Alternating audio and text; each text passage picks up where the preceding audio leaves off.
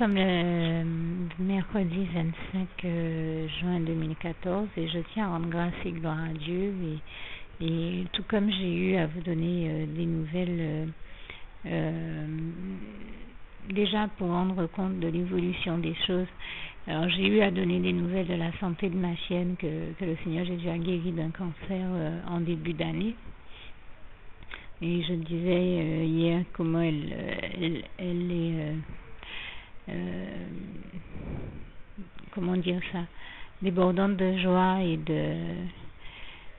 qu'elle est en pleine forme au point que quelqu'un a même cru qu'elle était pleine. C'est vous dire comment elle est pleine de vitalité, de joie de vivre. Elle est redevenue aussi dynamique qu'avant son cancer. Elle nous fait toujours des petites surprises vraiment marrantes. Elle a toujours son petit comportement rigolo à souhait et tant et si bien que le jardinier dont je parlais de la semaine dernière encore, que le Seigneur m'a envoyé, je l'en remercie encore, me disait qu'il tient à avoir, le jour où elle a des petits, qu'il tient à avoir des petits d'elle parce qu'il trouve que c'est une chienne très intelligente et très vive. Le résultat...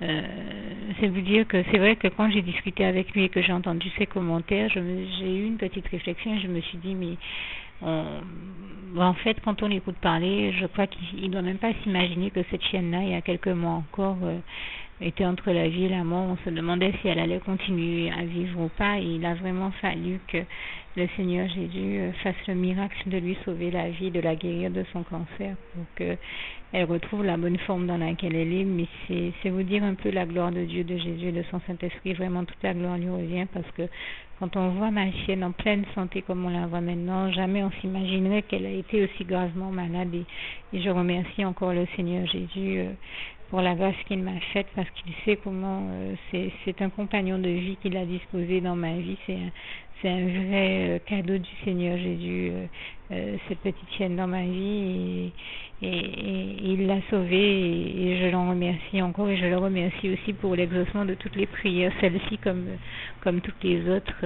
toutes les bonnes prières qu'il exauce toujours. Une autre de mes prières donc qu'il a exaucé, et je tenais à rendre grâce et gloire à Dieu. En l'occurrence, je lui avais demandé de me maintenir en santé et de faire que eh bien je continue à rester dans quelque chose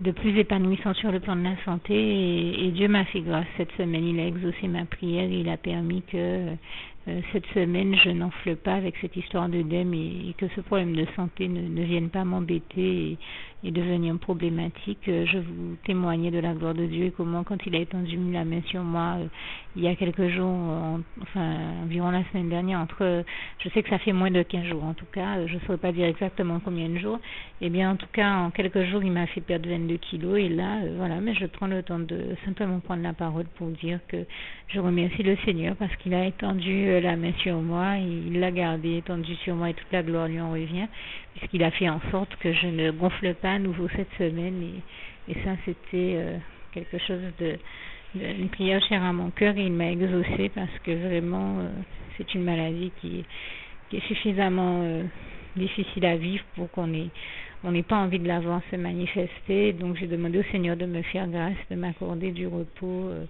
et de faire en sorte que j'ai pas à être malade cette semaine. Prière qu'il a exaucée, je tenais à lui en rendre grâce et gloire. D'autant que le Seigneur Jésus est celui qui nous dit en Matthieu 11, verset 28, venez à moi vous qui êtes fatigués et chargés, je vous donnerai du repos. Eh bien c'est vrai que cette maladie, quand je me mets à avoir des œdèmes et à gonfler les membres inférieurs, donne un peu la sensation qu'on m'aurait resté avec au moins 20 kilos, voilà, 20, 22 kilos, 25 kilos, peut-être même parfois de poids en plus, et j'ai la sensation de marcher avec 25 kilos de poids en plus, et je pense que tout le monde peut aisément comprendre que ça n'a rien de marrant, parce que c'est pas 25 kilos d'un poids que j'ai pris en grossissant de manière naturelle, c'est 25 kilos qui sont concentrés uniquement sur le bas de mon corps, et qui donnent l'impression de marcher avec, je ne sais pas moi, des sauts très lourds qu'on aurait rajoutés à mes jambes, et c'est quelque chose de très pénible à vivre et qui n'est pas du tout naturel. D'ailleurs, plusieurs personnes qui m'ont vu ont eu l'occasion de me dire que ce que je vis n'est pas naturel et que c'est même quelque chose qu'ils attribuent au surnaturel. En tout cas, moi je rends grâce et gloire à Dieu qui a déversé sa force surnaturelle sur moi pour me donner la force de supporter cette épreuve et qui m'a rempli de sa paix pour qu'il en soit ainsi et qui me délivre chaque fois que nécessaire. Et je le dis là encore, toute la gloire revient à Dieu, à Jésus et à son Saint-Esprit. J'avais juste tenu à vous témoigner de cela, histoire déjà de donner mes nouvelles et de rendre grâce et gloire à Dieu une fois de plus, rendre compte de la gloire de Dieu une fois de plus. Et toute la gloire revient vraiment à Dieu, à Jésus, à son Saint-Esprit. Merci Seigneur pour tout ce que tu fais de si merveilleux dans ma vie. Je t'aime éternellement, Dieu Jésus, dans mon Saint-Esprit. Merci Seigneur. Juste une petite précision pour tous ceux qui ne sont pas encore, qui n'ont pas encore choisi la meilleure des options qui soit, qui est celle d'aller se placer, de faire le choix à soi-même, d'aller se placer dans les bras d'amour de Jésus-Christ. Pour se mettre à l'abri de ce monde cruel, eh bien, je partage avec vous la prière par le biais de laquelle on y accède. Et commence par vous rappeler également ce passage de Jean 14, verset 6, où il est écrit que Jésus-Christ est le chemin, la vérité et la vie. Nul ne vient au Père, Dieu, sans passer par le Fils Jésus-Christ, bien sûr. Je le dis à ma manière, vous regarderez comme il est actuellement écrit dans vos Bibles là encore. Et donc, n'hésitez pas à ouvrir vos cœurs à Dieu, à Jésus, à son Saint-Esprit, à être sincère avec lui et à lui adresser la prière qui suit, à lui dire tout simplement, éternellement Dieu, Seigneur Jésus-Christ, moi, un tel, vous dites votre nom et votre prénom, je t'accepte aujourd'hui comme mon sauveur personnel, le seul maître et roi de ma vie. Je remets toute ma vie entre tes mains puisqu'elle t'appartient éternellement Dieu, puisque tu l'as créée cette vie, donc tu en es donc le seul maître et propriétaire comme de tout ce qui existe dans tout l'univers. Je remets donc toute ma vie entre tes mains, je te la donne.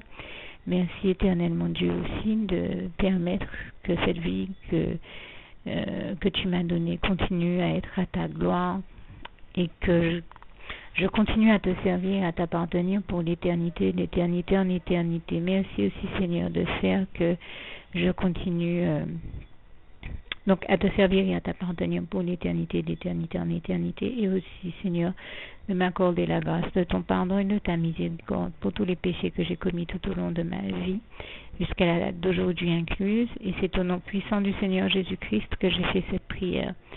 Et à vous tous qui avez fait cette prière, je vous dis que Dieu vous bénisse abondamment, puissamment, richement, et surtout n'hésitez pas à la partager avec tous vos proches et contacts, amis, membres de vos familles, collègues, bien-aimés, tous ceux que vous aimez, et surtout tous ceux à qui Dieu vous mettra à cœur, avec qui Dieu vous mettra à cœur de la partager. Et comme j'aime à le dire, si vous n'avez pas encore pris le temps de faire cette prière, comprenez bien que voilà, ça ne vous coûte rien de la faire, c'est gratuit, c'est indolore, et que voilà, vous n'êtes pas obligé de me croire, mais moi il m'est arrivé tout comme vous de devoir faire cette prière un jour dans ma vie, et quand on m'a proposé de la faire, je me suis dit, et si c'était vrai, et si c'était vraiment Dieu qui, par ce biais-là, m'appelait à lui et me demandait de lui donner ma vie, de l'accepter, c'était Jésus qui était en train de vraiment me tendre la main et qui était en train de me demander de l'accepter comme mon sauveur personnel, je ne pourrais pas passer à côté de l'occasion de lui dire oui, parce qu'il faut aussi que je reste ouvert ou ouverte à ce que Dieu peut avoir à me dire. Il faut que je garde mon cœur et mon intellect ouvert à ce que Dieu peut avoir à me dire. Donc je me suis dit, je ne peux pas courir le risque de passer à côté de mon éternité, de passer à côté des meilleures choses de la vie, surtout si le maître et créateur de la vie m'appelle et cherche à me sauver. Pour être sauvé, il faut bien que je lui dise oui, que je souhaite qu'il me sauve. Oui, Seigneur Jésus-Christ, je t'accepte comme mon sauveur personnel. Et c'est le sens de cette prière. Et comme je dis, elle ne nous coûte rien à faire. Et puis surtout, moi je vous dis, du jour où je l'ai faite, j'ai vu Jésus changer ma vie en mieux sur tous les plans. Et donc je crois que ça ne vous coûtera rien, ça ne vous coûte rien vous non plus de la faire et puis d'expérimenter, de regarder comment les choses vont se dérouler dans votre vie, de regarder Jésus changer votre vie en mieux, à vous aussi. Et voilà, d'en faire l'expérience. Et pour en faire l'expérience, il faut commencer par faire cette prière. Donc si vous ne l'avez pas encore dite, réembobinez tout simplement cette vidéo ou ce document si vous préférez, réécoutez-le et dites avec moi la prière que vous m'avez entendu mentionner. Et n'oubliez surtout jamais que tout est possible à celui qui croit en Dieu, en Jésus-Christ et en son Saint-Esprit, comme il est écrit en Marc 9, verset 23, et que tout est possible à Dieu, comme il est écrit en Marc 10, verset 27. Que Dieu vous bénisse donc et à bientôt.